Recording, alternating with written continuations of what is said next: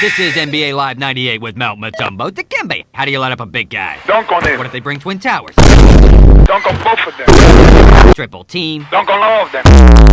My landlord wants to raise my rent. Give them a dunk. And my mechanic's ripping me off. Dunk on them. Any questions? Dikembe says done. 360. Tomahawk. Alley-oop. NBA Live 98. EA Sports. It's in the game.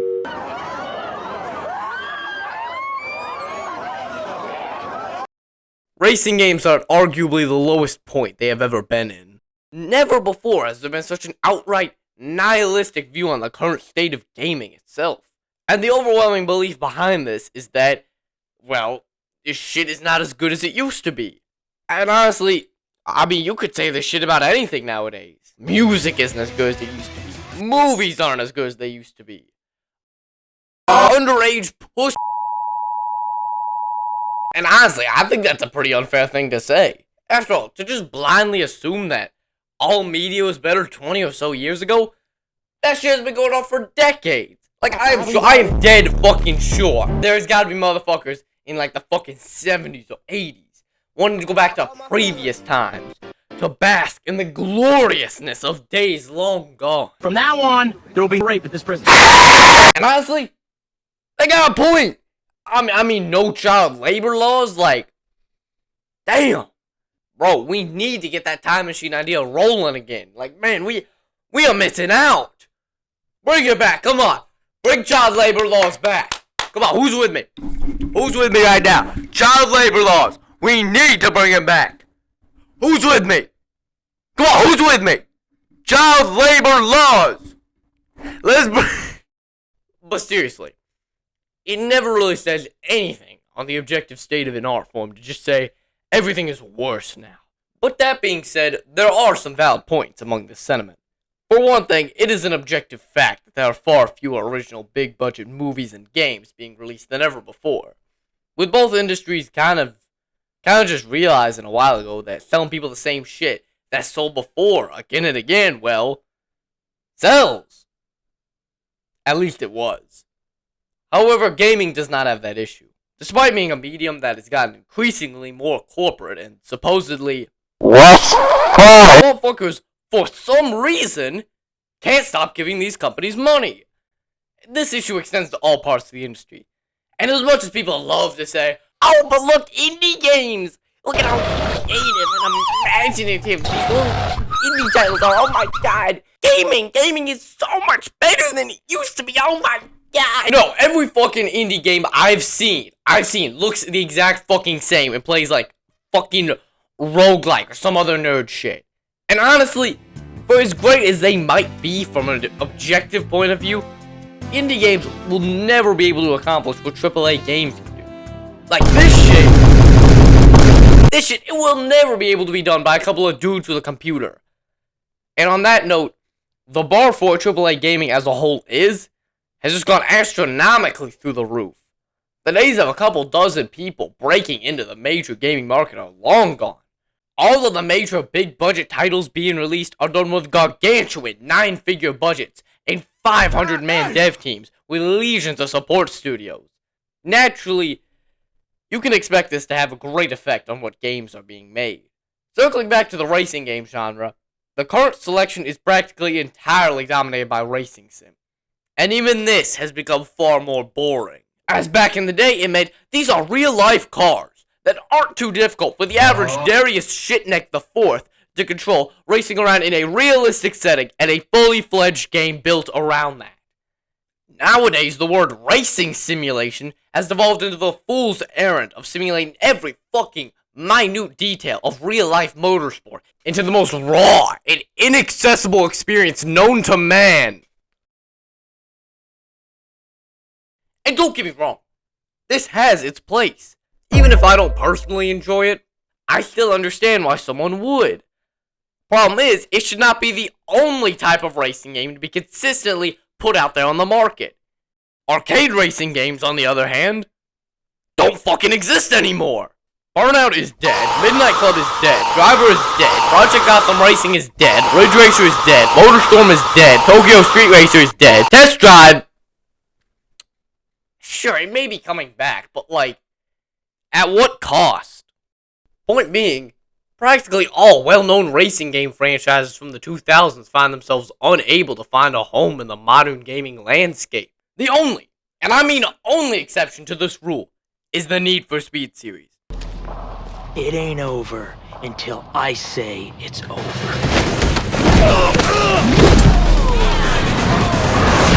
She is such a bad bitch, though.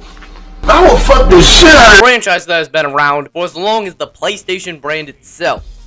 And even then, this is not the same Need for Speed from the 2000s. As after EA fucking burnt Black Box to the damn core with the annual release schedule, other developers were brought in to take the series in a different direction. And while some of these titles were successful, by 2012 the series had lost itself again, with an absolutely soulless reboot of the series' most famous brand name. Criterion, likely because of meddling by EA, had completely put the series into its lowest point since Undercover. Because of this, an estimated 80% of Criterion's employees left for Ghost Games, which EA had now put full faith in as the sole developer of the series going forward. And as for those other developers, while Slightly Mad Studios left after Shift 2 to make the Project Cars series under Bandai Namco, Nitro sold like shit, and that was the end of Wii exclusive Need for Speed titles, and then Need for Speed The Run, the game that Black Box, remember them? I was just talking about them earlier, them. These fuckers. They had 3 years to develop it, whilst also putting out the entire Skate trilogy at the same time, only to promptly slash the size of the studio in the name of cutting costs, and then dissolve the studio into EA Canada a year later. And now the greatest developer in Need for Speed history was gone. The same developer that put a decade-old franchise to points never thought conceivable by their original forefathers was gone. The same team that near single-handedly put a racing game franchise over the 100 million sales mark all evaporated. A relic of time, never to make its face known to this God-given world again. All that is here is Ghost Games. And they put out Need for Speed Rivals in 2013 as the first game to appear on 8th generation consoles. However, after yet again more middling reviews, EA decided it was time for a soft reboot. And this time, they meant it. They took a full year off for their prize developer to take their sweet time working on the best and brightest game yet, with the style and open world taken straight from the Underground titles, and the same campy live-action cutscenes as from the original most one, all fully optimized to take advantage of the 8th gen console. In the fall of 2015, the year of our Lord, Need for Speed was released. And nothing really changed. Nigga, what? Nigga, what? The game still had middling reviews, and sales didn't really move the needle all that much. And the series just kind of limped on for a few years with middling installments. Until finally, the zombified remains of Criterion crawled out from the ashes, barely even resembling what they used to be, and put out the highly anticipated Need for Speed Unbound in December of 2022. Now, despite there being quite a few great innovations made over previous NFS titles, it's very clear the series is still a long way away from where it used to be. And that's where we are right now. Like I said earlier, it's not great. In fact, honestly, it's quite shit where we are right now. However, those are just the franchises that are no longer made anymore, despite everything around it. There is one game that I have been hard-pressed to find anyone look down upon. A game exalted by many as the shining example of the good that can come from this genre.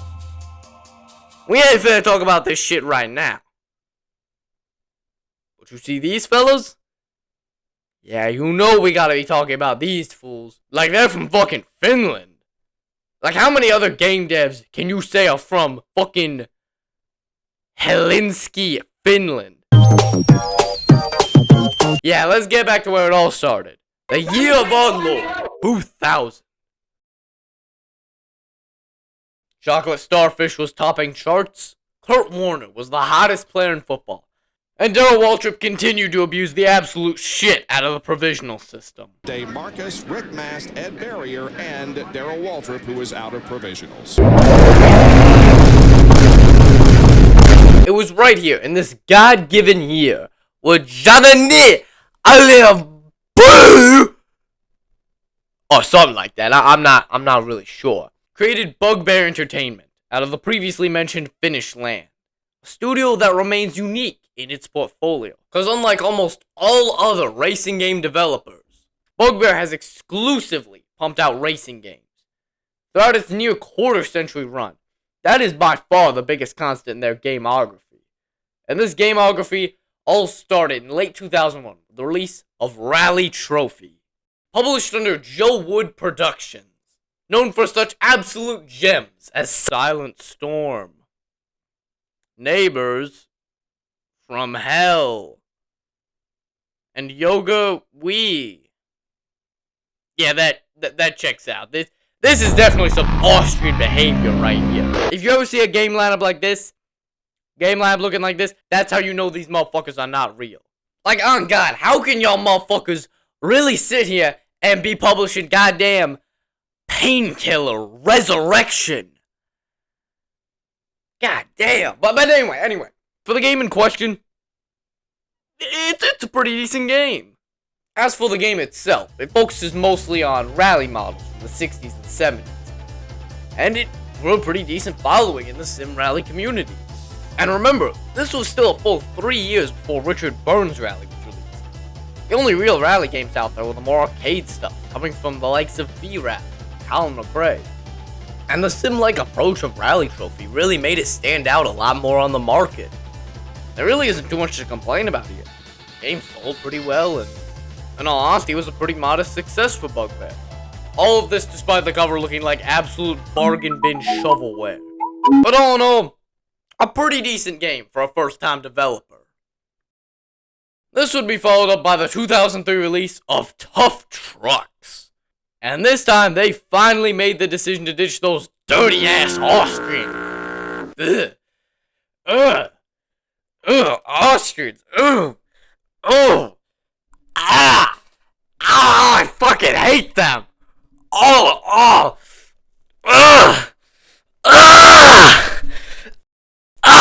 They decided to ditch those Austrians for a real developer. That being Activision. Activision Value. Yeah, I think it is worth mentioning that Bugbear is a small studio. And even worse, they're a small studio in Finland. While I may have joked about it in the beginning, that is a pretty big disadvantage. Practically all major games are either developed out of Great Britain, Japan, well, of course, the West. I mean, how many major games can you say were put out from northern game studios? I mean, we have the Metro series, Max Payne. What else really is there? There was a reason this was pumped out under Activision Value.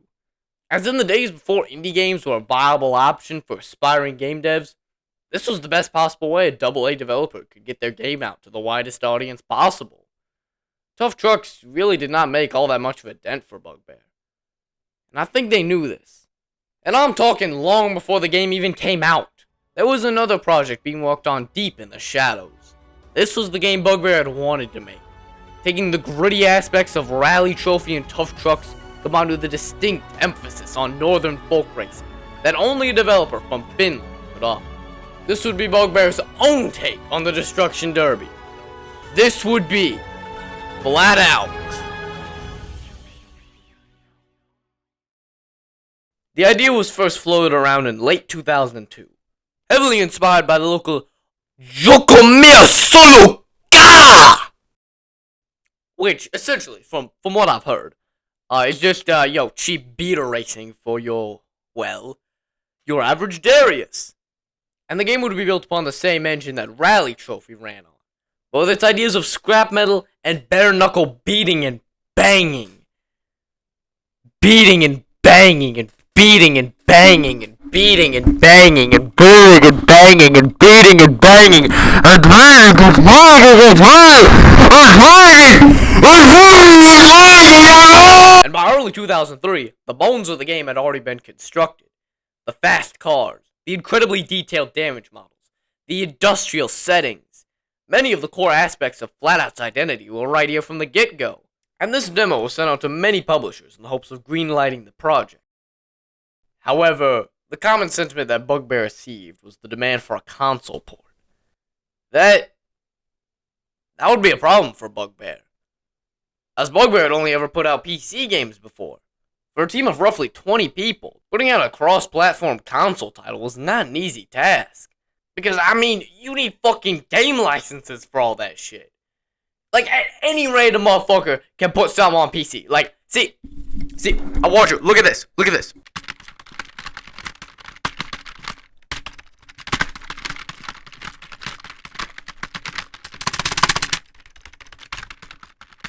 See, now look, in that time, I just finished the entire source code of Zombie Fucker 3D.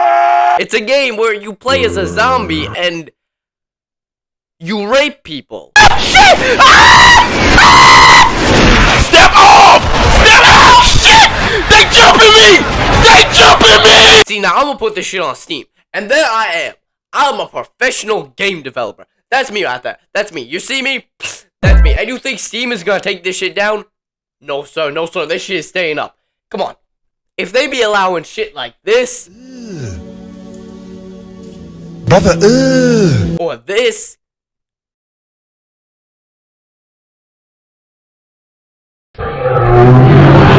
like, nah, man. My one-man game studio is here to stay. There is nothing stopping me. I don't even. God, there is nothing. Nothing. Now, yes, doing this 20 years ago, there were far more barriers to entry. I mean, Steam itself didn't fucking exist in early 2003. But point being, the PC has always been a far lower barrier of entry compared to consoles. Like, I want you to keep in mind, Big Rigs, over-the-road racing, came out that very same year. Do you ever think that any console manufacturer would ever take a look at that and be like, yes, that right there, that is peak gaming right there. We could have these motherfuckers putting out shit like their fucking prime Rockstar in their prime, and it would still not even come close to the level of technical brilliance and remarkable creativity being shown before my very eyes off screen now. Of course that shit would never fly on the PS2. That meant Bugbear had to get to work. And work they got to. As in just over a month, it was complete. And just as intended, the publishers would come knocking.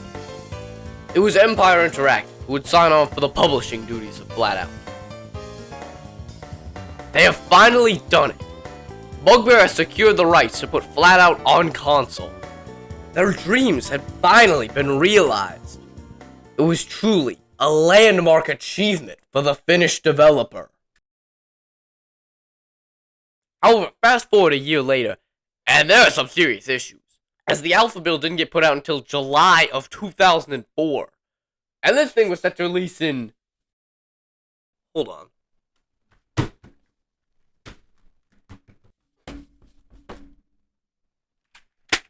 November of 2004. Jesus Christ, that is not a lot of time. So, okay, let me break this down for you. Bugbear has an upwards of 4 months to get a game from an alpha build all the way to a finished product to release on disc, all while supporting local area network, and online multiplayer across all 3 platforms. And believe you me, delaying this shit was not an option. Empire had already put their full financial support towards Bugbear to get the game out by the end of 2004. Delaying it to next year would cost Bugbear millions. There is no question, no consideration. This absolutely has to come out by November of 2004. There were 6-day weeks, 10 hours a day, crunch time all the time. Boom, the beta is finished in August. And remember, the game still has not been certified by either Sony nor Microsoft. Instead, they send back our board bugs fixed. They fix them. send it back. Boom, more bugs fixed. And they fixed that. Now the only thing left are the multiplayer functionality. What do you want me to use? You tell me you want it. Now the game is going to be shipped out, be printed on discs. What I assume is early to late October. There is no clear confirmation of such. But we keep working and working. We keep working. We keep working. Then we finally hit September. We get more work. We keep working and working. Then we finally hit October. The only problematic part is the multiplayer.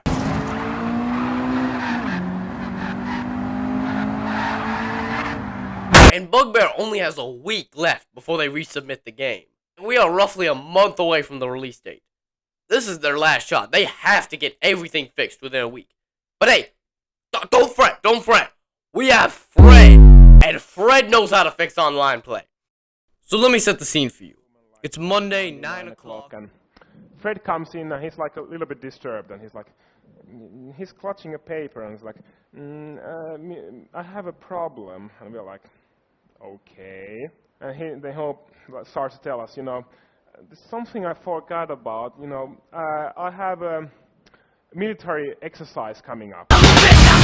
Yeah, we're like, okay, fine, we can get a postponement, you can get a delay to that. It's like, yeah, but I forgot about it. It starts tomorrow at 9 in the morning. We are totally flabbergasted, like...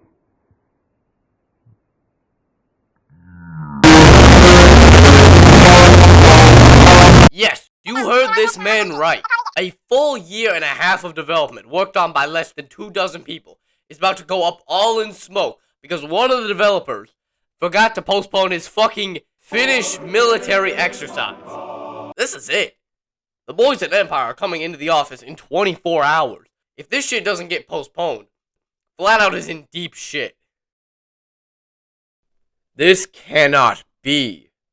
No. The boys at Bugbear immediately get to work using friend-of-a-friend connections to try and get the exercise postponed. This does not work, as nobody has the leeway to get something of this nature delayed. And the day passes without the exercise's postponement. Flatout is now in limbo. And I'm sure, as you can imagine, Empire is going to be pissed as shit to find out that their full year and a half's worth of compensation to fund the development, only to be delayed. That is not going to sit well with them. This could be fatal for Bugbear. Remember, they are already up to their damn eyes in development costs with this game. This would be the last thing they need. It would seem that the absolute worst for everyone involved is about to come true.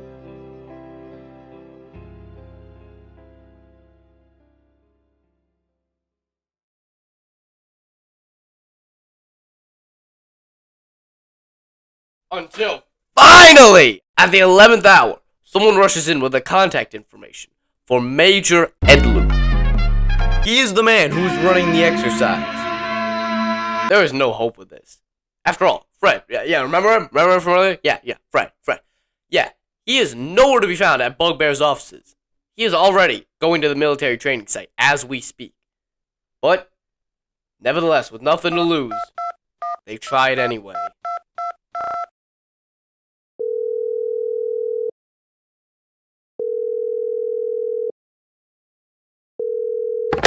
Good morning, Major Edlund. Hey, we need Fred of your training site.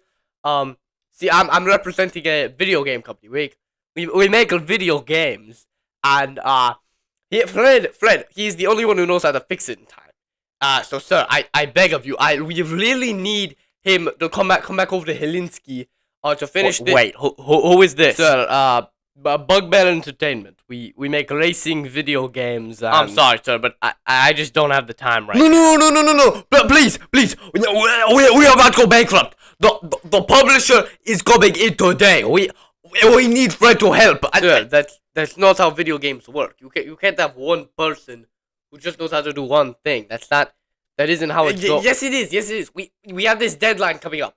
The game has to be sent off to Sony. And we have publishers we have to send it out to, and it is absolutely vital that we need Fred because it's about to be printed on discs, and we need the certification for it.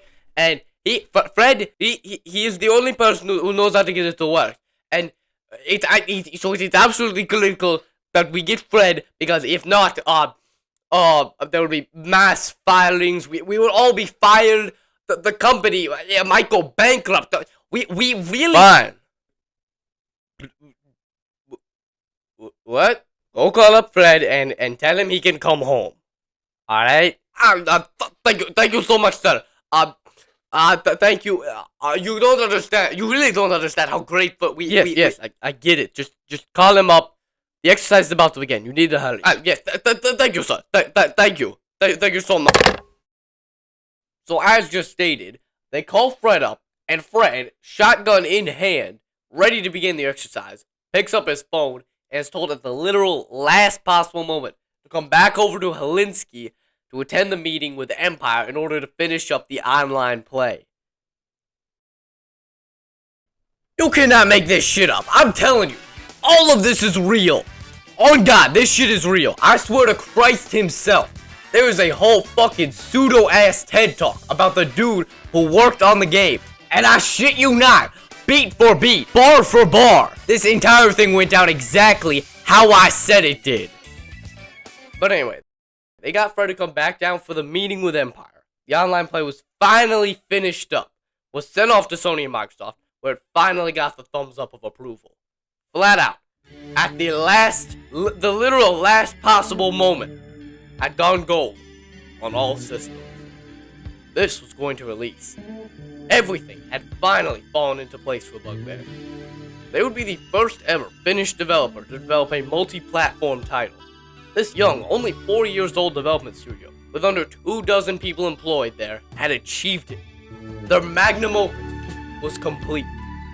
Flatout would finally be released to the public on November 5th, 2004. And now, booting up the game, we have finally met with that iconic, dumbingly simple menu jingle.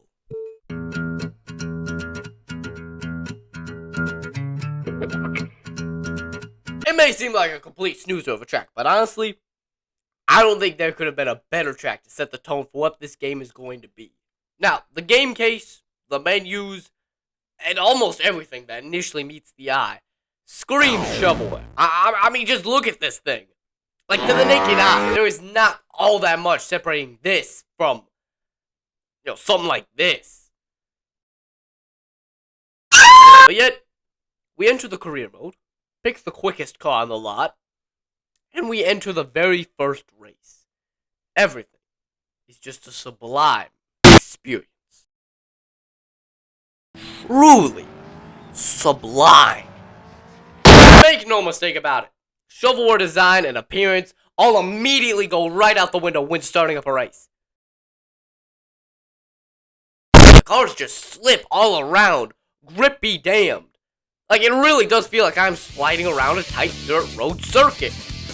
Like, I have legitimately not experienced dirt racing this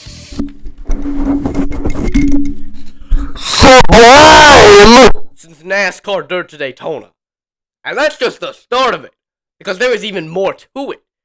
I want to ask you something. Have you ever been playing a racing game? Or even just driving in a video game, period? Say, GTA San Andreas. And you run into something, and you're like, well, that isn't the way it's supposed to fucking go. Why did they fuck, what? Why the fuck is it? Why the fuck? Now, in fairness, GTA San Andreas doesn't need hyper-real physics. It has other shit to worry about. But if you have ever wanted a game that prioritizes this in an arcade racing game context, then don't worry. Flatout, it's got you.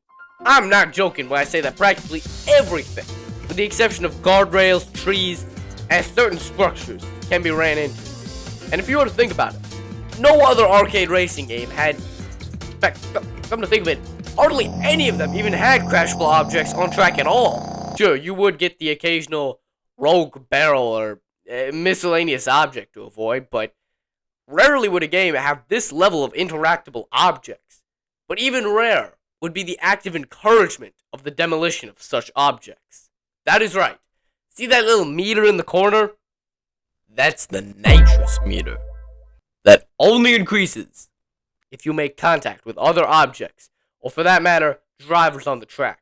Actively creating a risk versus reward system that balances how much boost you earn compared to the speed of which you are going along at. Nobody was doing this in 2004. The idea of having this level of complexity to a racing game was not seen practically anywhere. But all this is fine and good. But what is the point of this system if cars don't appear damaged?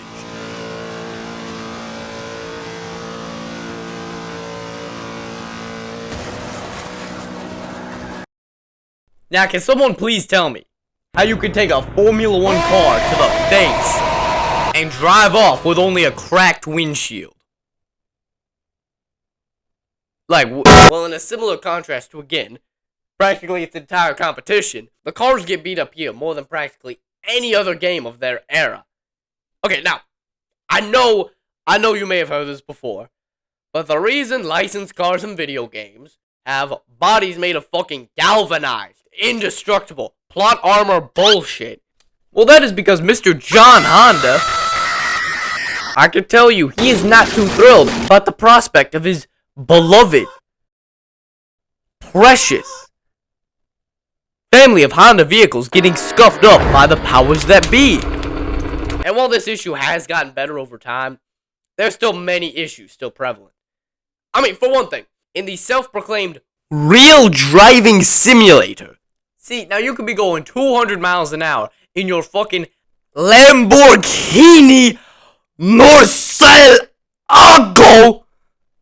smack the wall, only to leave the scene with a cracked headlight. And that's the end of it. And even as far as unlicensed games go, Flatout stands high and mighty even amongst this.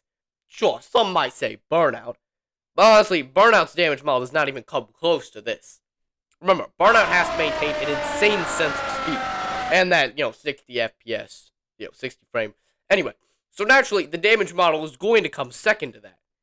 And even from the eye test alone, Flatout is clearly more advanced. Even compared to something like Test Drive, Eve of Destruction, Flatout still looks more impressive. And let me just remind you, this damage model isn't simply just window dressing. Actual parts of the car get destroyed in a true-to-life fashion. For instance, taking a jump from a distance high up will affect your car's suspension, and thus make it harder to drive. And this happens for practically all aspects of a car. But don't think you are ever out of this. There is never a point where your car becomes near impossible to drive, or even a point where it is too damaged to even continue. Your car could reach the point of your carburetor spitting flames and no fucking rear end on the car, and you can still drive away from it. However, take a hit too hard and...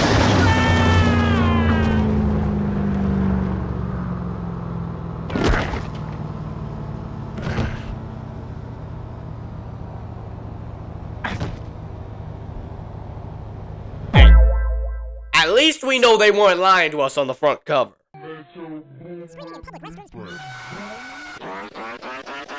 That is right. If you hit something hard enough, your driver will be flying through the goddamn windscreen. The idea came all the way back when they were pitching the game. Back when it was just a PC-only game. They were asking around from different publishers what gimmick should be there to make it stand out. And I guess that was one of their ideas. And just like that, the ragdolling rubbery man was launched onto our console. It was at this point where they decided to focus far more on arcade racing. And this is what makes the game so unique. Because no racing game of its era had this much emphasis on aspects like this without it being a sim race. And just like the takedowns in Burnout, you can mangle your dead carcass onto other competitors' cars with ease. However, unlike Burnout, the novelty does eventually wear off. There really isn't much you can do with them. You can't really damage the opponent's car, and all it really does is slow you down. But hey, the ragdoll physics were way ahead of their time. I won't say it's as good as GTA 4, but it's honestly not that far off. And don't think this is just a one-off gimmick. No. Good sir. They have a full legion of mini-games to launch your driver through the windscreen of. Oddly enough, these are structured more like side hustles to earn money rather than, legitimate required acts of progression. Some may see this and the Demolition Derby not being weaved into the game as a bad thing. However, personally, I don't really care, because these are just fun little distractions that are there if you ever get burnt out on the racing. And circling back to the Demolition Derbies, this is an area where Flatout exceeds mightily. I mean, you compare this shit to something like Test Drive, Eve of Destruction, which, no hate to that game. I'm sure it's great. After all, the same motherfuckers that developed Dirt to Daytona, the game I mentioned earlier, that game, that one. You know the one with the dirt racing? Yeah. I'm sure it's great. However, that shit does not hold a candle to Flatout. I mean, just look at this. Now, what you just saw right there, that was me taking the absolute will and force from God himself and descending it into this bitch's passenger door as her car catches flames as she goes hurling through the air at Mach 5 speeds. But what you may not have noticed was as I was coming back down, I managed to launch another motherfucker out of his car. 2! One shot. I killed 2. One pull, I killed 2. Also, if you just drive around in circles during the Demolition Derby and let everyone kill each other, only to come in at the end for the killing blow, you still win because, you are the last one standing. Like, I know that does rob the fun out of the event, but hey, it's like he said, game is game. Lord knows I'm gonna need those bans. Like, I can't be going online without the ability to go ban for ban, man. Nah, man, I'll be the richest motherfucker in all of Flatout. Give me that goddamn motherfucking bag. I'm hauling ass, bitch. I'm hauling ass, Nick. But anyway, returning back to the racing. I am pleased to announce that there is absolutely, as far as I can tell, no rubber banding in this game. You heard me right. Your ability to win races comes down entirely to your individual skill and the strength of your car.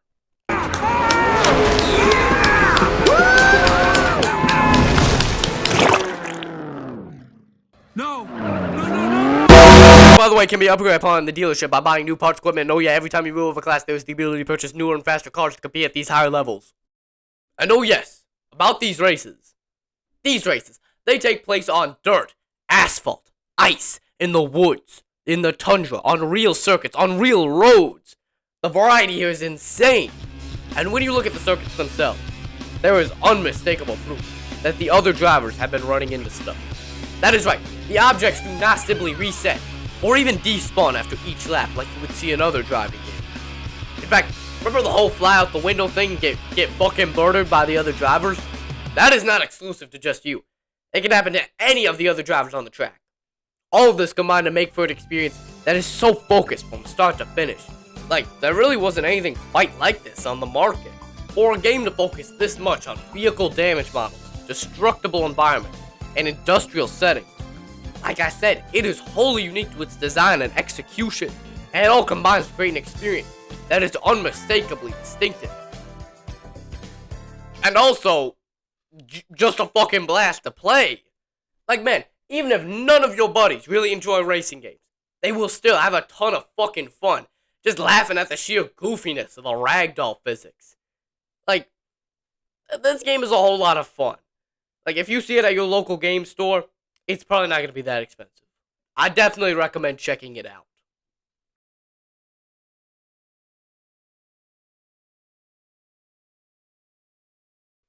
However, with all that being said, how did this game actually perform?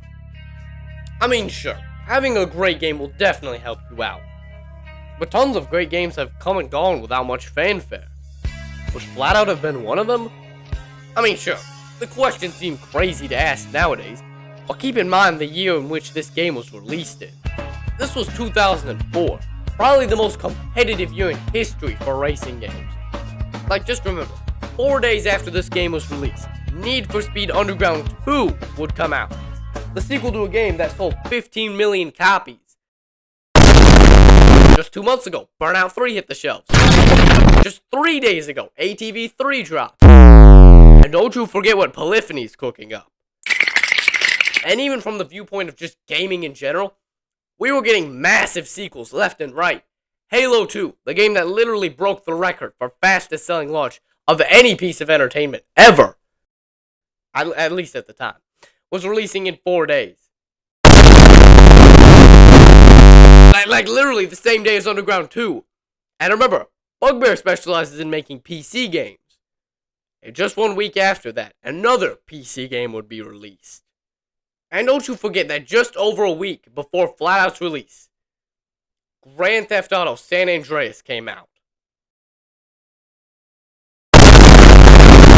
And dude, I haven't even mentioned the multitude of other racing games released in 04.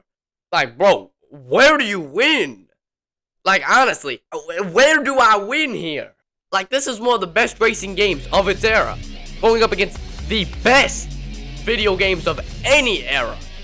This would be a tall order for fucking anyone, let alone a completely unknown developer from Finland releasing a brand new IP under a fairly not all that well-known publisher. Like, tell me this, off the top of your head, what other games do you know Empire Interactive for publishing? Yo, outside Flatout. Oh, yeah, I didn't fucking think so. I mean, could Flatout do it? Like, keep in mind, Empire had bet heavily on this game succeeding. Like, there were fully paid TV spots, print ads, all kinds of shit. Would all that be enough? Could Flatout really pull through enough to be a success? Well, as it turns out, yes! It was a success. Despite all the fierce competition of the time, Flatout sold pretty well and was also pretty well received. Bugbear had done it! They went from a niche northern developer to a fairly well-known cross-platform developer, all while still maintaining their unique northern blend of racing to their work. It was clear, Flatout was an undoubted success for all parties involved, and Bugbear could not have been more proud of their work. As full stop, this game likely wouldn't have come to be had it not been for the remarkable dedication put in by those employees, grinding away to fit that deadline of fall 2004. Their dreams had come true. They had broken into the gaming market with a huge success.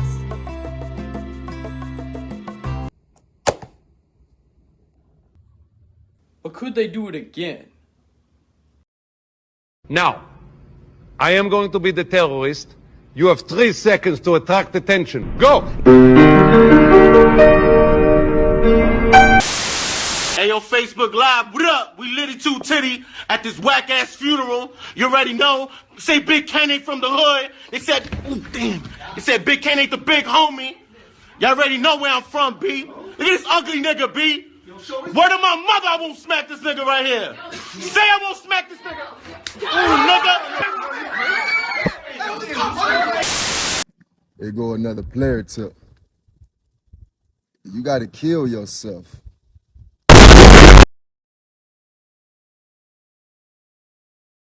Following the modest success of Flatout, Bugbear decided to expand their offices to a reported 40 employees, practically doubling from the original Flatout dev team, and they set out to make Flatout 2.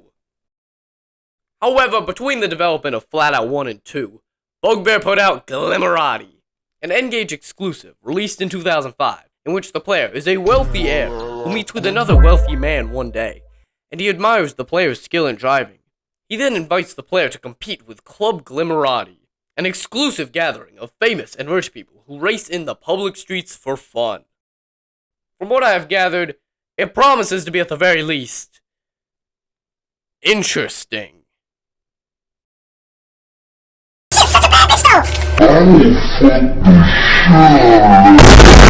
But that is a story for a different video, which is yet to come out. But y'all just wait. One of these days, I swear, I'm gonna make a video on this shit. One of these days, I'm sure it's gonna come out. Y'all just wait. I'm already getting on. It's gonna come out. Glimmerati, the video, it's already gonna be coming out. Y'all just wait. I'm already getting on it. But anyway, returning back to Flatout. One thing we can gather from the developer interviews leading up to the game's release is that this game is going to have a far greater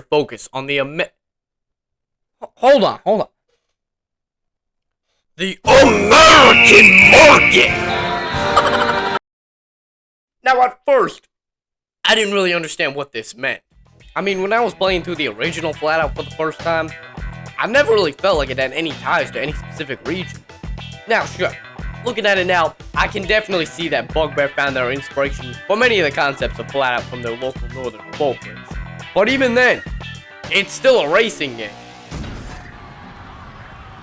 I have never played a single one of these games and felt like I couldn't have gotten deep into it because it was made for a different part of the world. However, when booting up the game for the first time, I started to understand what they meant.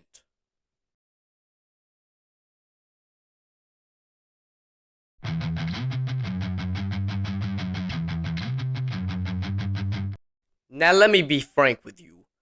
When I first popped in Flatout 2, I did not like this game. And that was because the most loved parts from the first Flatout are mostly absent here. There are far less destructible objects, the multiple types of terrain you would drive on is mostly gone here, with there being races in metropolitan city centers, something that never appeared in the original Flatout, and to top it all off, the damage model is a complete downgrade to the original. These are aspects that made the OG Flatout stand out so much. Now it has far more of a traditional racing game feel. Like, Flatout had physics that were far ahead of anything else of its time. And even today, Flatout still holds its own even amongst the high-tech experiences of today. By comparison, Flatout 2 is far more arcade-like, and in the process, feels far closer to a Burnout game than the Rallycross Demolition Derby stylings of the original. However, once I sat down with this game and truly gave it the time of day, I fucking love this game! Flatout 2, immediately from starting the game up, you can already tell the budget was clearly much higher than the original. Already decked out with far higher quality menus and greater spectacle than the original. And just like the original, you choose a starter car to begin racing with.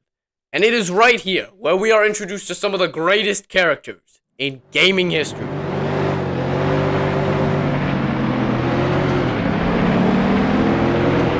This shit got lit.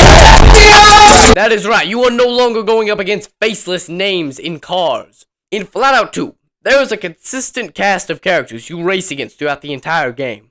And these fellows all have their own unique personality and a driving style that represents it. For example, Frank Malkov is a washed-up veteran driver, with injuries taking a lot of his abilities away from him. Despite this, he still continues to press onward despite being fully past his prime in the hopes of making a comeback. Unfortunately, he drives the aerodynamic equivalent of a brake and can never get higher than 6th place. However, on the Demolition Derbies, Jesus Christ, what? Fucking WWE ass elbow drop on me. God, oh my god. Wait. Hold on, let me... This man is nearly fucking unbeatable! Surprisingly, the implementation of these characters are pretty well thought out. Everybody behaves how their description would have, even as the classes of vehicles progress. Oh, and speaking of such classes, this far and about is an undoubted improvement from the original Flatout. While the original did indeed have class upgrades, and you could tell that the vehicles were getting faster, it wasn't as immediately noticeable as it is in Flatout 2. Flatout 2 starts out in small derby cars, but fitting with the game style, eventually evolves into full-blown sports cars by the time the final class rolls around. Like, it is very much noticeable how much the game evolves from start to finish, for better or worse. However, when entering into the derby class, many of these courses wouldn't feel too out of place in the original Flatout. Something that definitely was not in the original Flatout was the ability to straight up take other drivers out of the race. That is right. Everybody has a health bar that can get drained as the race goes on. Even you. At the beginning of the game, nobody is really dying. But by the time you hit the street class, it isn't all that uncommon to see 3 or so motherfuckers dying per race. However, as a means of counteracting this, the boost has far less of an impact than it did in the original. Now, I had never realized this, but someone pointed out to me just how powerful the boost is in the original Flatout. And coming from me, someone who had played both that and Flatout 2, yeah, it really is nerfed in Flatout 2. And another thing that, well, not nerfed. Oh, okay, the driver flies out of the car way less than in Flatout 1. Like, now that I think about it, you actually have to try to get him out of the car.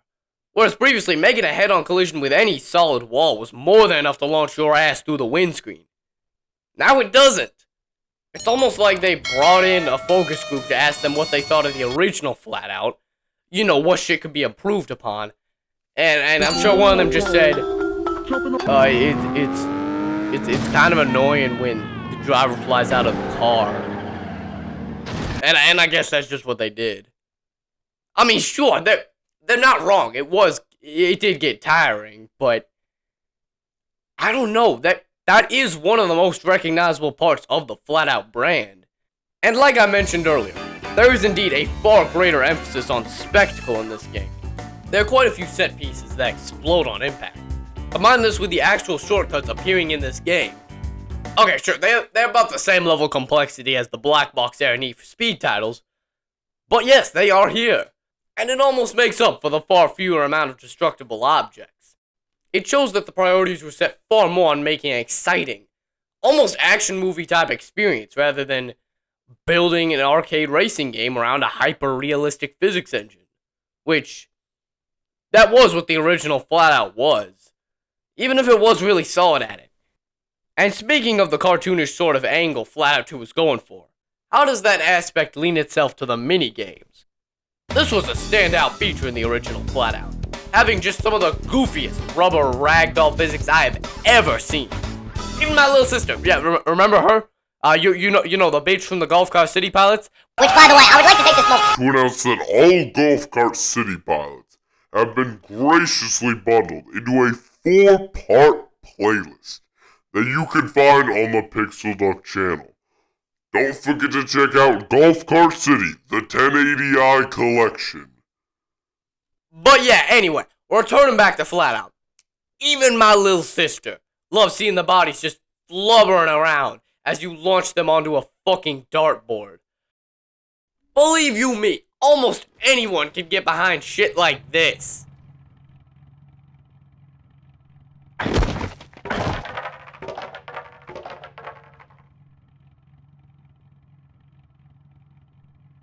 So Flatout 2's take on these minigames is much like the rest of the game in general. Far more exaggerated and goofy. You thought launching someone onto a fucking clown was something? How about launching your driver onto a gargantuan baseball bat and trying to avoid getting caught in by massive baseball gloves? Or where you launch your driver past multiple 50-foot stationary defenders and past a moving animatronic goalkeeper into a soccer net. And if you score, the goalie just fucking dies. I mean, in comparison, the original Flatout, despite its wildly goofy stunts, never even got close to the levels of buffoonery on display here. I mean, the devs gave physics to water, ice, and even fire. Those things only appear in the minigame. I mean, there are entirely diverse set pieces and models that are distinct in almost every single one. I mean, the original Flatout had this to an extent, but it was far more reserved. Again, this isn't the fault of the original. After all, that game barely even released as it is. But it just goes to show the noticeable upgrade in both budget and overall scope. And that upgrade is felt dearly in the soundtrack. I've gone up until now without talking about the music of either of the Flatout games. Now, the original Flatout had a pretty good soundtrack. Like, none of them were bands I've heard of, but practically all of them were pretty good alternative rock tracks. And I can say it definitely fit within the game itself. It's practically the perfect audio representation of Flatout. But man, Flatout 2 is one of the best soundtracks of any racing game ever, man. We got Rise Against, Papa Roach, Rob Zombie, Zebrahead, Audio Okay, that one might have been a miss. But we got Under Oath, not one but 2 tracks from Out the Line Trio, not one but 2 tracks from the legends themselves, Yellow Card. And to top it all off, we get 2 entire tracks from Fallout 4. Damn! And it's even got Nickelback. So, I mean, that's how you know it goes hard. Now, I gotta be honest with y'all. Nickelback is not anywhere near that bad. Like, I know they get written off as, like, the poster child for bad music. But, like, take a second. Take a second and, like, listen to these songs. I'm telling you. They're legitimate, like, okay, some of them aren't great. They have some stinkers in there. But there are, like, legitimate gems throughout all their albums. Like, there is some great stuff there. And 20 years and they're still, like, hated as all hell. Like, I know some of it is, like, cooled down, but, like, shit, they're not reputable at all. It may change in the future, but, like, butt rock is still, you know, not at all, like, it's not at all respected. And Nickelback being, you know, hell, they are the most commercially successful rock band of their decade, of the 2000s. Full stop. More records sold than anybody else. Higher chart placement than anyone else. I'm just saying, if you're writing them off for just being, you know, lame radio rock, I'm telling you, they have some legitimately great songs on there. Like listen to the shit from Flatout 2. Here, I'm gonna pull up an example. We gotta look this shit. Nickelback. Listen to this. Listen to this shit. Flat on the floor. Yeah.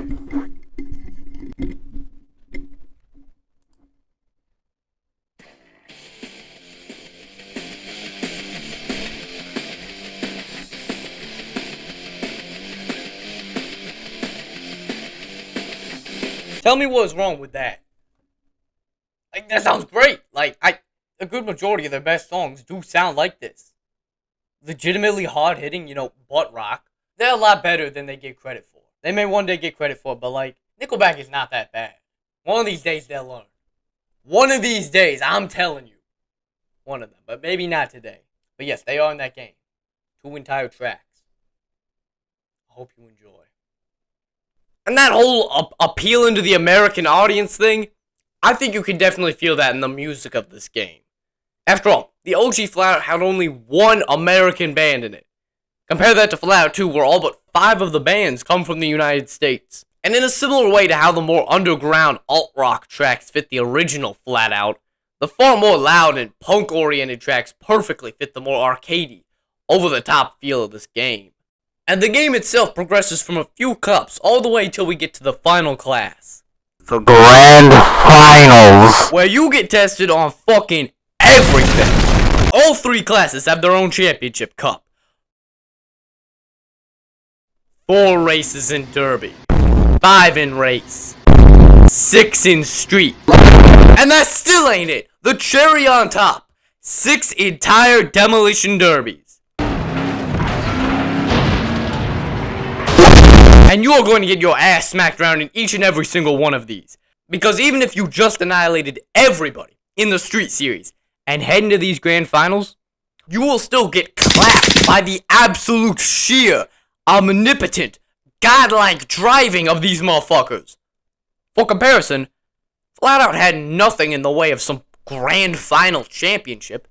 It just gave you all your events, and that was it. Hell, your final race could be any of these last 5. There really isn't some grand final throwdown, combining everything that you've learned throughout the game. Flatout 2 really does succeed at giving a satisfying final ending to this game.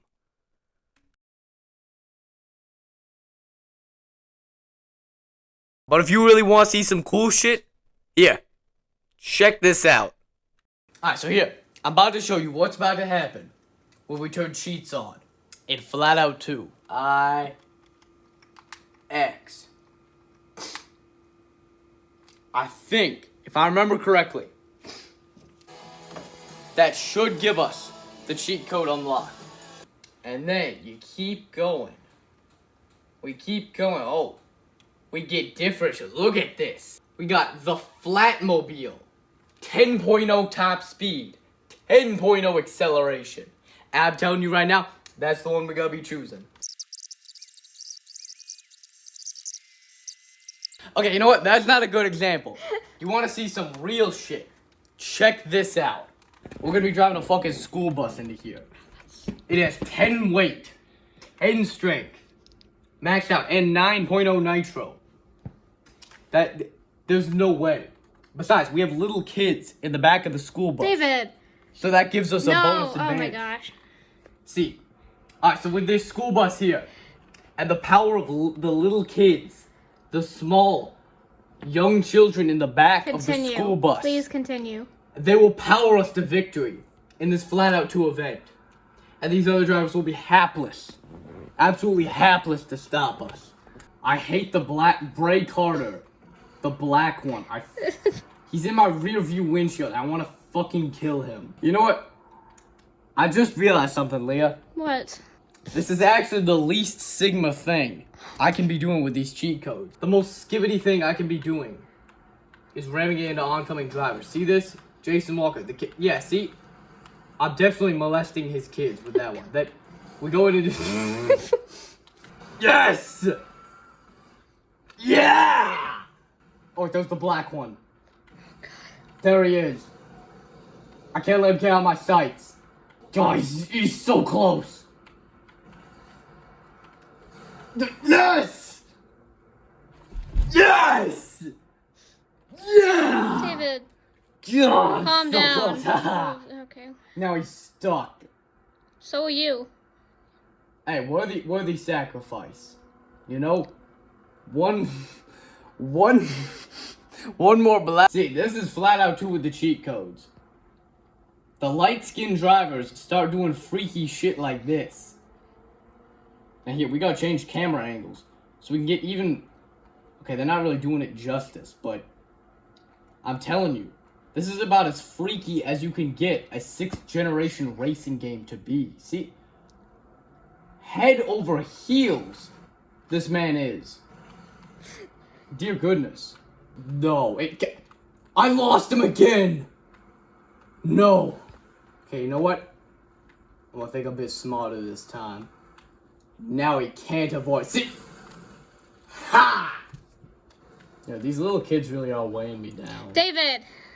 Look at it, like I'm hauling through the corners. Alright, I can at least get one last hit on red. I fucking... Alright, you know what? The school bus was not ready. Oh, of course. The real place we need to go. It's not Sigma enough. The thing that all real Sigmas are pulling up in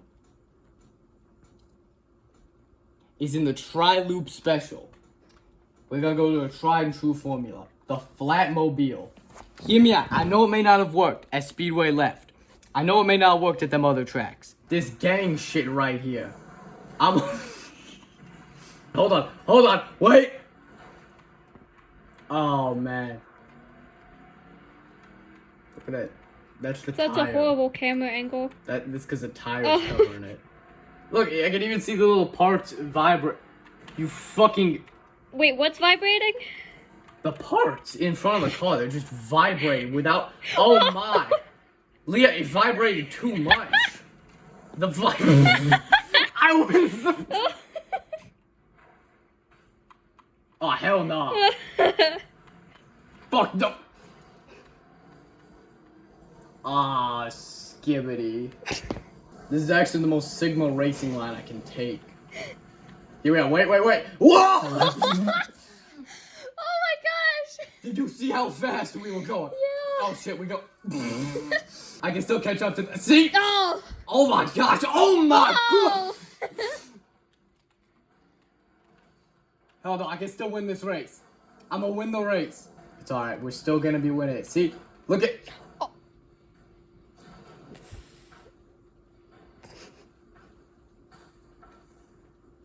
Oh, you dropped a second. Oh, sixth again. No. What you don't know, Sophia is actually part Hispanic. David! And they are terrible drivers. So you see, look at this. Around the corner, the Flatmobile reigns supreme. Another undoubted victory for the Hyperborean Aryan. No. Just stop. Number one. Just stop. But we're not done yet. Oh god, no. The Sigma net. If you thought these cheat codes could not get any more Sigma, well, guess what? We can take them into the derby mode. I don't know what do we got to choose, Leah? I don't don't know. We're gonna man. go with the Flatmobile. It was the Okay. one to bring us to victory lane last time. And you see, look, black car lined up right against me. Oh. Easy win for the Aryan Brotherhood, right? Fucking. No! No! No! No! My health bar.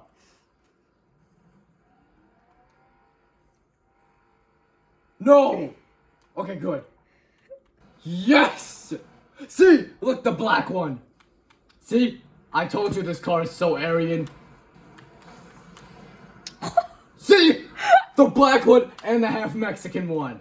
See? There's the black one's car. Oh my.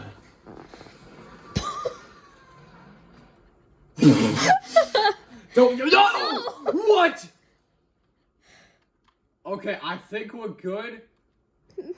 I'm not sure though. Hold on. No, this is the most. No. What? This is the most I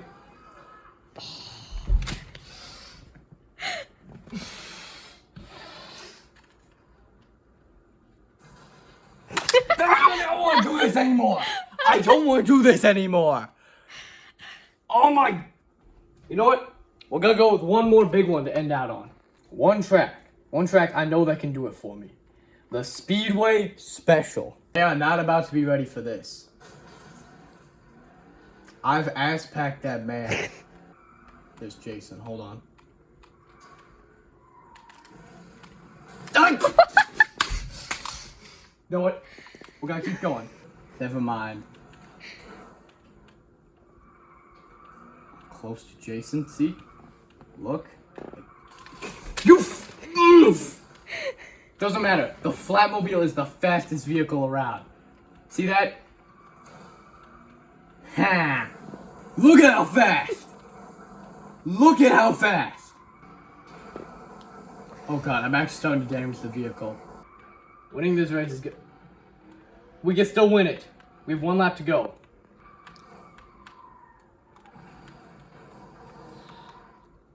Oh, you were just passed by Jason Walker. I know, he's the man who's been I've lost a wheel now. Hear me out. One more try, that's all we need. You see, Jack?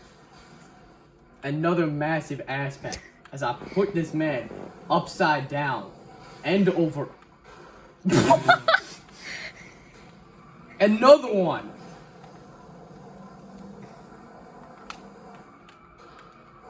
Oh my. Oh, we still kept it going. Doesn't matter. We'll go for the fastest one around. Here we go. Here we are. Nitro. 40. Doesn't even matter. I still have that big of a lead. The dude left the what? car. Oh my god. Doesn't matter. We're still going for the win. You see this? You see the speed?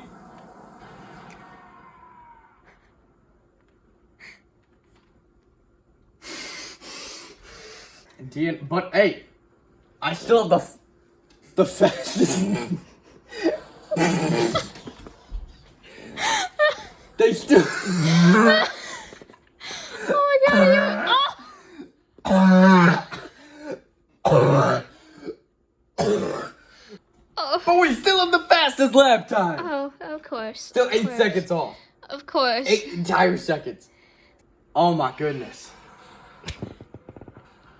And that is what's so great about it. Like, by the end of the game, it essentially just turns into having dumb fun with cars. And honestly, that is the best thing a racing game can ever do for you. Flatout 2 is a great game. One of the best of its generation. But despite that, it is still a massive departure from the original Flatout. Sure, they were only made 2 years apart from each other, but it's not like Forza where, you know, if you buy one, you're bound to like them all because, I mean, for better or worse, these games all practically look and play the same. That is not the case with Flatout 1 and 2. This is the gaming equivalent of listening to All Killer No Filler, and then immediately after, popping in Shut.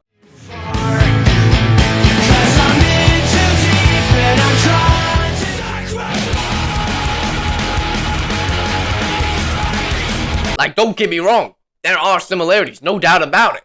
This is still very much a Flatout game, but like, you get what I'm saying. I mean, these games honestly feel like two different developers were given the task of making a Destruction Derby type game. And these are the results. Like, for as much as I've praised Flatout 2, don't get me wrong, a lot of the charm of the OG Flatout, it's not here. I mean, do not come into this game expecting the same grittiness and personality of the original Flatout if you expect to have a good time. Like, I can speak from personal experience that, like I said at the beginning, I did not like this game when I first popped it in. I thought it was way too cartoonish. It just lost the plot. But eventually, I warmed up to it and accepted it as the all-time great it is. And despite the series' somewhat cult classic profile, Flatout 2 still remains in discussions as one of the best racing games of its era. Flatout 2 was an even bigger success than the first Flatout, not only sales-wise, but also critically, as Flatout 2 won the title of 2006's best racing game for both IGN and XPlay. Bugbear, now with two well-received games under their belt, they had successfully followed up the game that put them on the map. Bugbear was now a force to be reckoned with in the racing game world. However, their publisher was a different story. Hey, guess what? Yo, look at this kid's haircut, bro. I'd never get caught lacking with a haircut this bad. Bug shaker mind control is real, yes or no? No, that is not correct.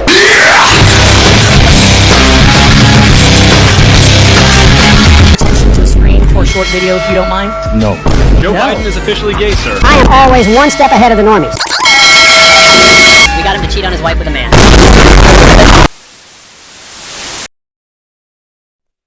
Empire Interactive. Alright, I'm not gonna go on and on about it. Empire Interactive was not a big company. I mean, just look at their published games. Tell me, okay, aside from Flatout, what games have you, A, played before and enjoyed it, or B, have never played it, but have heard about the game through the notoriety garnered due to its exceptional quality? Yeah, fucking none of them! Like, bro, what is Ghost Master? Pinball Madness 4? Big Mother Truckers? Big Mother Truckers 2? Truck Me Hard?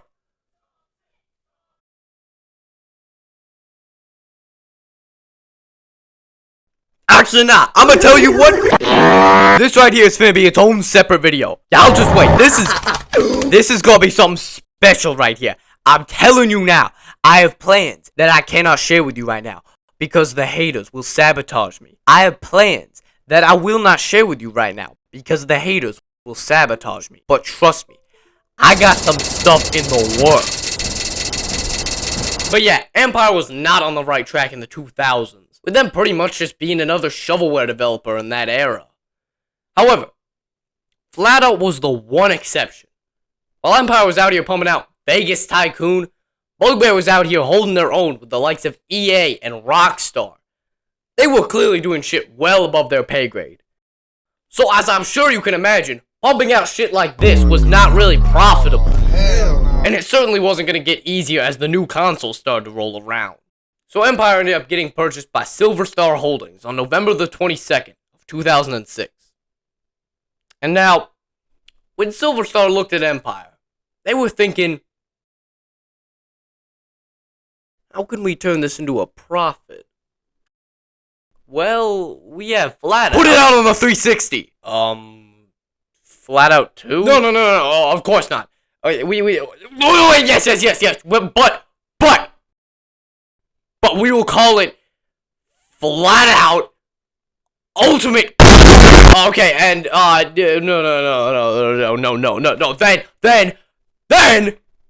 Then we're gonna port it to handheld. Yes, and that'll be called Flatout Head On. Flatout Head On, that's what we're gonna call it. Flatout Head on the PSP. Yeah, so these games right here are essentially just ports of Flatout 2, but sold under different names to try and drum up sales. You know, trying to appear as a new game. And that's why these exist. It is Silver Star trying their absolute hardest to turn Empire into a profitable company.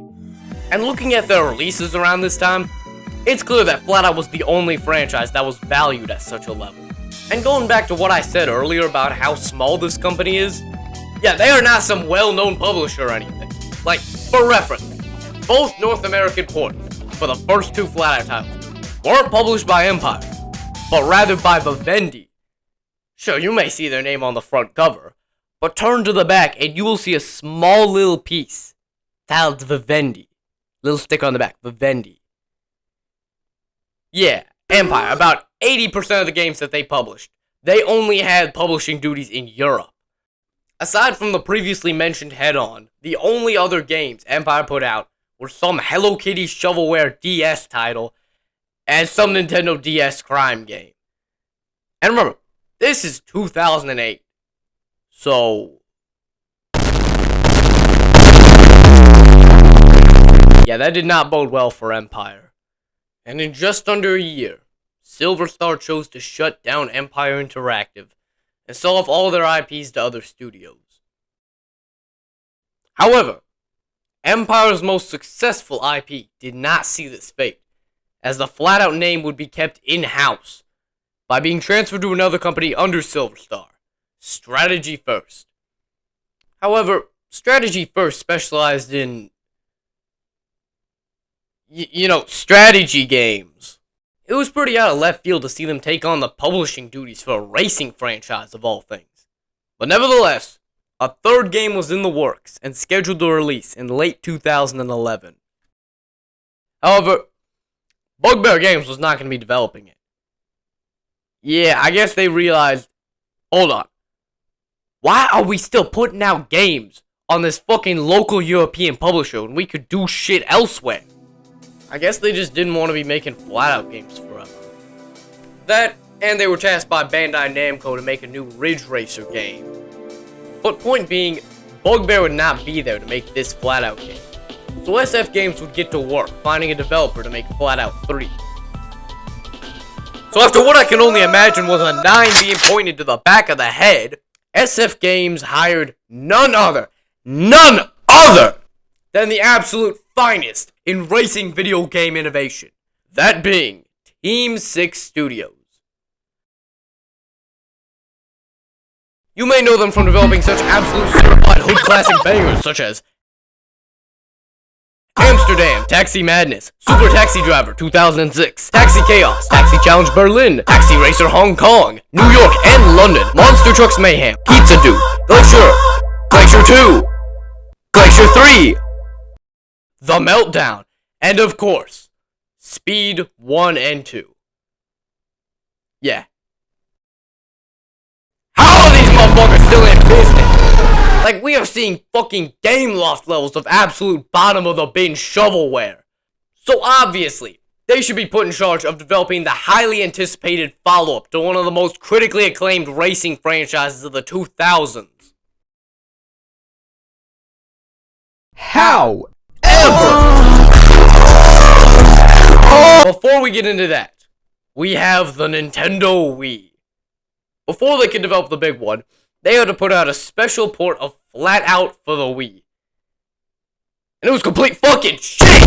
Like, no joke. The cover looks like an iOS ripoff, and it plays like hot ass.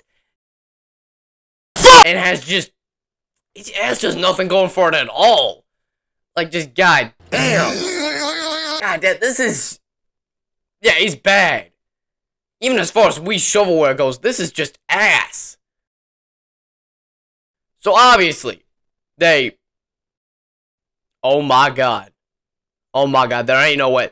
Oh my god! So when developing Flatout 3, obviously they just took that broken base of the garbage Wii port and put that into Flatout 3. And I bet you can guess how that went. But don't take my word for it, because today we are going to get on the horn and call up our good old pal, Brendan Lauer, proud owner of the YouTube channel, The 54 Car, to see what his thoughts on this electronic video game are. No, I didn't even touch the little kids. I just stopped touching little kids altogether. I have the hardest boner for Greg Biffle. Backflip on my dick. Wow! Wow! What? What a fucking roller coaster! Scott Riggs. You suck, dick. Oh, this is so good! Oh, this is so fun! Well, that's just cum. Greg Biffle. On the move, Greg Biffle. In my ass.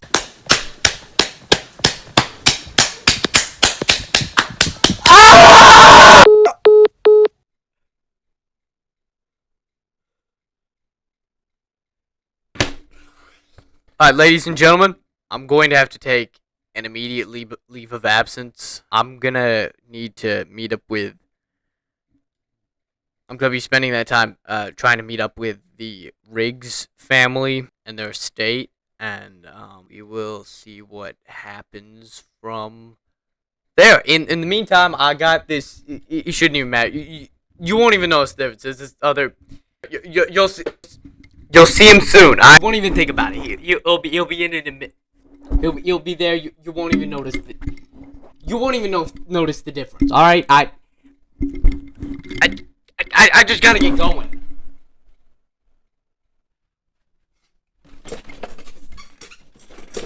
What's up, ladies and gentlemen? And today, oh boy, but do we have one special game for y'all today? Well, only here today. We are gonna be playing Flatout 3 from a very special friend of mine. I can't remember. I think he's out visiting. He's hunting down the Riggs bloodline. Former NASCAR driver Scott Riggs. I don't know why. I don't even know who this Scotty person is, but that doesn't matter because today we have some awesome game where we are gonna be playing Flatout 3 Chaos and Destruction. Yes, I am. Yes, I'll be filling in for David Hansen during this part. I am Philip. You may know me as the Super Smiley Man. Yeah, they call me Mr. Super Smiley 29. That's my channel name. I'm gonna be filling in for David right here, even if it's bad, which I highly doubt. I've never heard about this series, but what better place to start than the third game? I couldn't think of a better place. I think we're gonna start with the classic race. I'm quite the racing guy, as I'm sure you can see. The car, as much as I love that shit. Stuff. It says stuff. As much as I love that stuff, today we are gonna be playing the race. That's what we're gonna be doing. Detroit. Ooh, I don't like Detroit. We gotta get away from that. We're gonna go to the Eastern Mountains. Let's go outside. Let's do it. Let's go outside. Let's play the Eastern Mountains. Captain Lumberjacks. Sure. The Grinder. Amado GT. Nibareth GT. Oh, that sounds like a fucking Jew car. We gotta stay away from that. Don't want to be a fucking dirty shit. The Grinder. I think. You know what? I honestly don't think there's a better car than the Grinder. I may have switched. I may have passed it up last time. But I think that's the best one we could possibly get. Oh, shoot. 7. Okay, you know what? That level wasn't right for us. I was playing this, and it just... You know what? That just wasn't built for us. You know what I think we were supposed to go to Detroit first. I think that was what was supposed to happen. I think we'll do that. Mysterious. Whoa! Okay, you know what? Here we are. Philip, I'm going with smiley face on top. That's what's going to be happening right here. And here we are. We're going to be on the streets of Detroit, winning it once again. Like you know we do. Ain't that right, Smiley Gang? Oh, fuck. Fucking sh... Cut that out. Cut that out! Cut! Alright, we're back moving. Alright, we're gonna have a little boost! Oh. Right over the gap! We just sent that man flying upside down. That was insane! Going through these corners here. Alright. There we are. Okay, we gotta slow down a little bit. That's no problem for me. Cause I'm a I'm an amazing race car driver, especially in these video games. And I'm a natural, you know, like, this is my first time playing. I'm already in 6th, ahead of a bunch of shoot. You know, this game is not really that bad. I'll be honest, a lot of people, a lot of haters, they've been a bit rude to this game. And I don't think that's fair. I don't think this negative reputation, this it's not very nice, because a lot of people work very hard with this game, and it's actually very good. That's the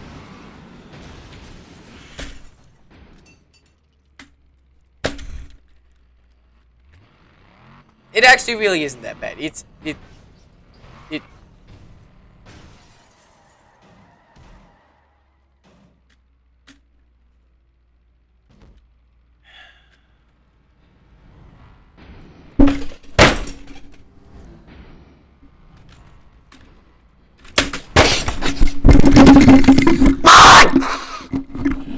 Yeah, it's not very good. Also, I just want to remind you, do not check out the 54 Car's other content. It fucking sucks ass. I would not recommend it. Like, avoid this channel at all fucking costs. This is seriously just bad shit. I just fucking hate it. God, it fucking sucks. God fucking. So yeah, after making the gaming equivalent of being mercilessly anally raped, Strategy First Games decided to drop Team 6 Studios from development duties of the Flatout series going forward. Yeah, that's right. These motherfuckers were not only able to survive a game that has a Metacritic score just barely higher than the amount of fingers and toes in my body, but consistently kept getting offers to develop games, despite to this very day not even being capable of putting out something above the Walmart bargain bin. They still are alive and well. Despite their breed of 2000s-esque shovelware having since gone out of style long ago, they are still being asked to develop games as recent as of just last fucking year. That is right, last year's NASCAR Arcade Rush, that was these motherfuckers. I know y'all were so goddamn happy to see motorsport games losing their license to make NASCAR games. But had they really learned their lesson? Like, they revoked the license from MSG just to turn around and let these dumbasses fart out some unlicensed pseudo-Wii shovelware. Like, how the fuck? How many times do they have to fuck up for someone to finally learn a goddamn lesson and stop hiring them? They are going on year 23 of existing. They have made it through 9/11, Katrina, the recession, COVID, and even Skibbity Toilet. Fuck Team 6 Studios. I fucking hate Team 6 Studios. I don't even fucking care if y'all from the Netherlands. Y'all are some despicable motherfuckers. God damn. You know what? Fuck that. Fuck eternal damnation. I want to see their consciousness eternally bound to a black void of no feeling, no humanity, nothing resembling the organic world of which they spawned, and what if their minds and bodies wither away in a state of nothingness, and their own little pieces of filth that they chew? Anyway, returning to Flatout, it had absolutely cratered into the earth. And by this point, the whole thing I mentioned earlier about the arcade racing game franchises dying out, that had already started happening. Burnout had already seen its last game, Midnight Club had saw its last game, Project Gotham Racing had saw its last game, and both Driver and MotorStorm had also put out their final mainline releases the same year. Flatout was all alone. Sure, as I previously stated, there was still the need for speed, and hell, even the Dirt series was hitting its fucking peak around this time. But those series were all put out under major publishers. Flatout was a series throughout its entire run, developed in the flyover parts of Europe and put out by publishers either struggling to make ends meet or completely out of their league. The awful truth is that despite Flatout's remarkable successes, their situation was never gonna change. They were always gonna be the underdog, just barely scraping to get by. Maybe if their deal with Empire hadn't fallen to shit. things might have been different. But none of that can be changed now. Flatout's latest game was one of the worst ever made. For most franchises, this would be the end of the line. If the brand can no longer bring in sales, which it clearly didn't with the last title, then that's the end of the line. Flatout as we know it is dead.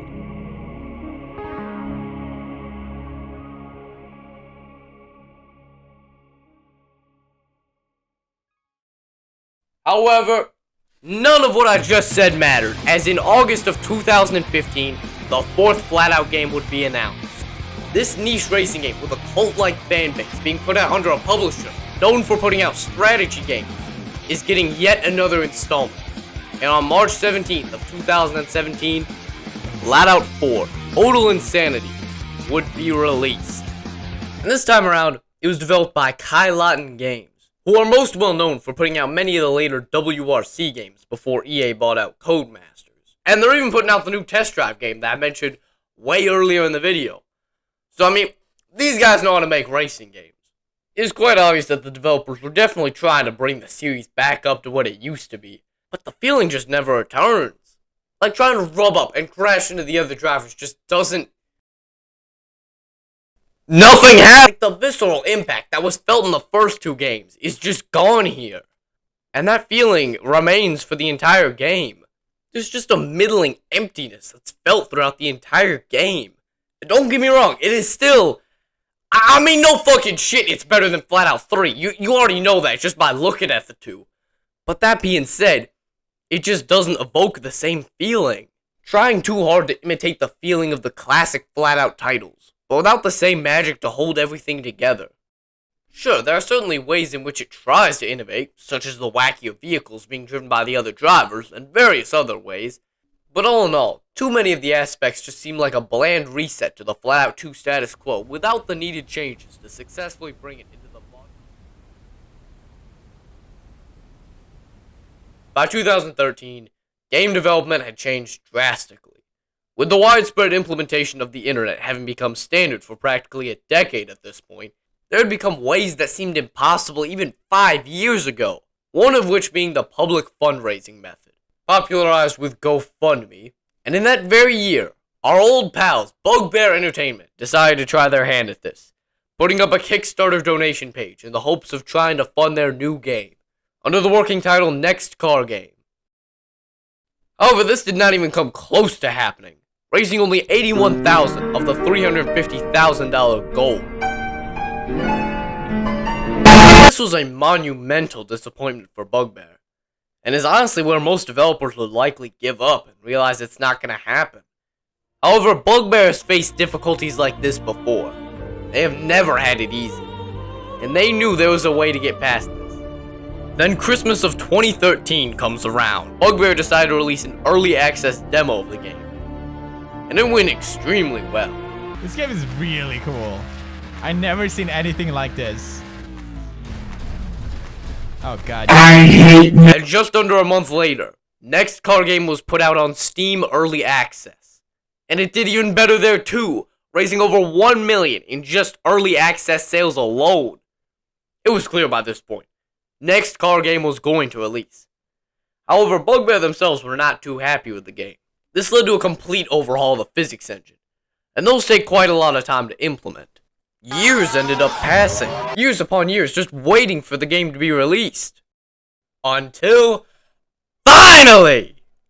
After landing the support of THQ Nordic, Next Car Game would finally have a name. Wreckfest. And in June of 2018, a full 4.5 years after the original Kickstarter went online, Wreckfest would release. And it's incredible! And quite honestly, it's everything Flatout 4 should have been. It's honestly just a remarkable time from start to finish. The damage model, the action of the racing itself, and the impact of collisions, and even the sheer thrill of crashing into others are all here. Yet despite that, this is not just Flatout 5 in all but name. Wreckfest is Bugbear's modern take on the Flatout formula. There is practically one of every single type of vehicle you could ever want to play as and race against. Even some that don't exist yet. It's You get it. Wreckfest is an amazing game, and I'm so glad to see it gets the recognition it rightfully deserves. And the game, as I'm sure you could guess from everything else this title tried to do, succeeded greatly for Bugbear, and for that matter, THQ Nordic. Wreckfest was quite honestly one of THQ's bigger successes of 2018, if not the biggest. And with that, Bugbear was boosted back into the main sphere of racing games. And I don't know if you had noticed this, but Bugbear desperately needed this. I mean, aside from the whole Finland thing and tight finances, Bugbear was kind of hitting a rough patch around that time. Their most recent game, Ridge Racer Unbounded, was pretty fucking bad. Now I know you might be under the impression that anything Bugbear puts out is a hit. They are incapable of putting out anything mid. But that is not fucking true. Despite having the full faith of Bandai Namco, like, dude, this shit was the first Ridge Racer game to release on console in 6 years. And it's so damn unremarkable. And for a team of roughly 40 dudes, going this long without putting out a title, only for it to just be mediocre, that's not good business. So having next car game turn out to be the smash hit it became, well, that was the shot in the arm they needed at this stage in their company's life. And this game has gotten very consistent updates since mid-2020, and that has led to the game maintaining its pretty sizable player base. And with the sequel not too far off in the distance, with almost, no competition, who knows how high Bugbear could soar. They, despite their 24-year existence taking place in Finland. The selected audio file could not be played.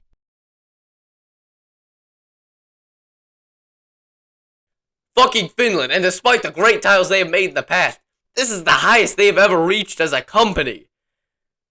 But as for the franchise they single-handedly made their name from, it's dead. At least from a sales and overall pop culture standpoint. And I mean, yeah, the series was almost exclusively developed by smaller European studios and put out on whatever publisher they could find. Quality aside, of course this was never going to pull the sales numbers of Burnout or Midnight Club. And if you were to think about it from that perspective, it's an achievement in and of itself that the series even got a fourth game. In the era where almost all of their contemporaries were left to the ashes of time and still awaiting a new game, Flatout actually got one! Like, sure, as I said, it's pretty fucking generic, but point being, Flatout got far more opportunities than anyone else. I could very easily imagine an alternate reality where Flatout got permanently shelved after the awful third game. But yet it didn't. Flatout somehow survived. And as I said, with the fourth game being just middling, that's probably going to be it for the Flatout series. But many arcade racing series are dead, and motherfuckers never stop begging for a new Burnout, a new Midnight Club, a new PGR, or even a new driver. And for good fucking reason. These franchises are legendary. All-time classics that hold up to this very day. Titles that anyone could pick up and still have a blast with just because of how timeless they are. Where there is not a single weak spot throughout the entire series, and that they truly deserve to get another game. You really cannot say that about the Flatout series. Sure, that was absolutely true for the first two titles. But the honest truth is that half of the series goes from either painfully mediocre to just downright awful in every single way. Like, I get what they're saying when they talk about how underrated the Flatout series was and how it needs to come back. But, like, you really can't say that when the third game is, no exaggeration, one of the worst games ever made. And unlike all those series I just mentioned, I really don't think it needs to. After all, Wreckfest practically takes the place of Flatout in the modern gaming landscape. It would be completely redundant to try and bring this game back.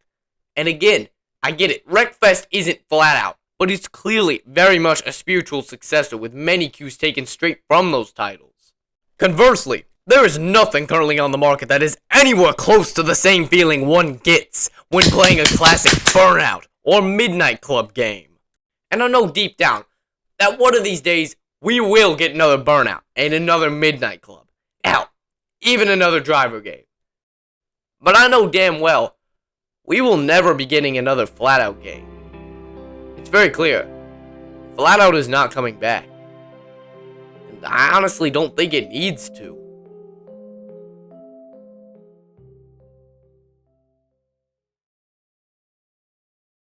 When looking at the series' legacy, it's obviously not as big as other arcade racers, but it still has a pretty sizable fan base that can be found if you dig deep enough. I mean, hell, just look here on YouTube. There was way more content than I could have ever expected for a franchise like this. And wouldn't you know it, the majority of this fan base comes from where else but Europe.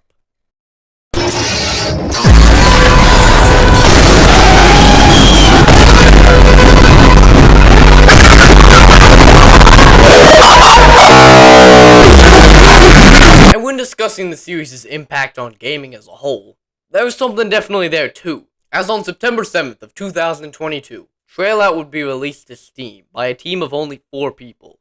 And if you couldn't have told already, Wreckfest was a game that was trying to be far more in line with the first Flatout game as opposed to its sequel. However, with Flatout, it is blatantly obvious that it was heavily inspired by Flatout 2.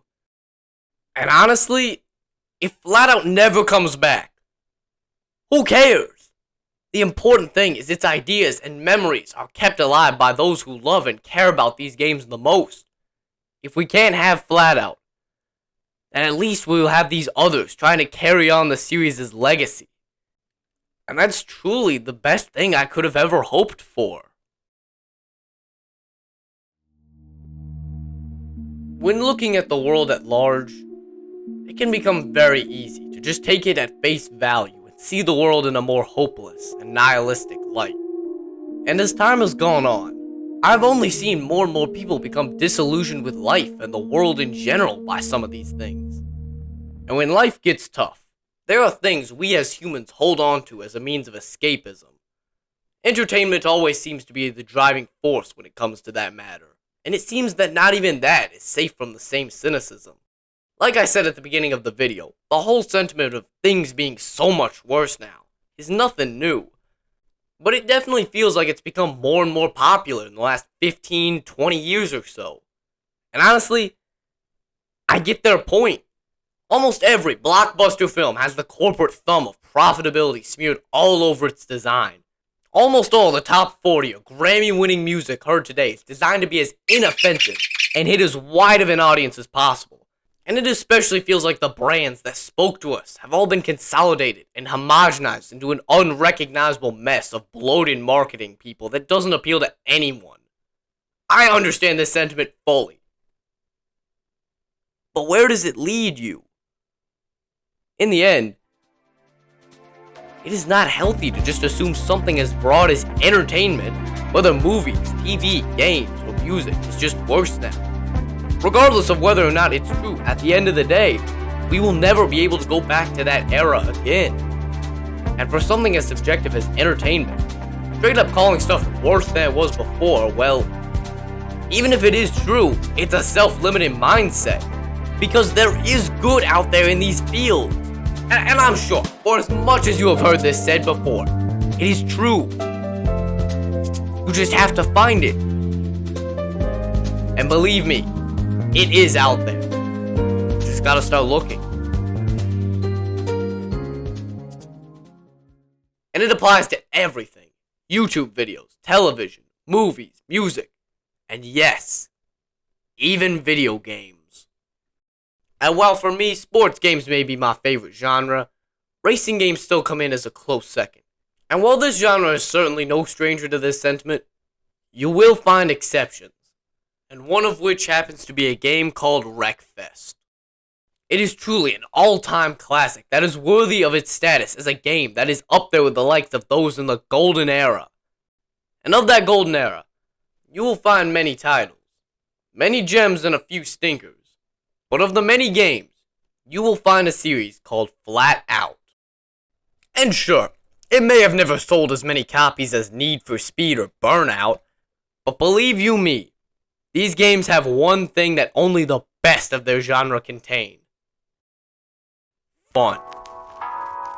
In my humble opinion, I truly believe that these games deserve to stand up alongside the greats of their era as some of the most fun racing games of the 2000s. And if you find yourself burnt out on the current state of racing games, or many of the older, more well-known racing games, or even just games in general, then I couldn't possibly think of a better series to play than Flatout.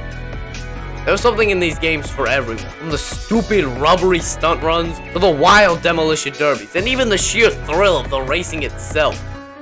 At least for me, these games have always been the kind of games where even after I've beaten them, I can still have fun popping these games into the Xbox just because of how fun it is to fuck around in these games. And if you haven't tried them yet, I'm telling you, there are few games that have put a smile on my face as much as these. And I really hope you enjoy it, because we will never be getting one of these games again.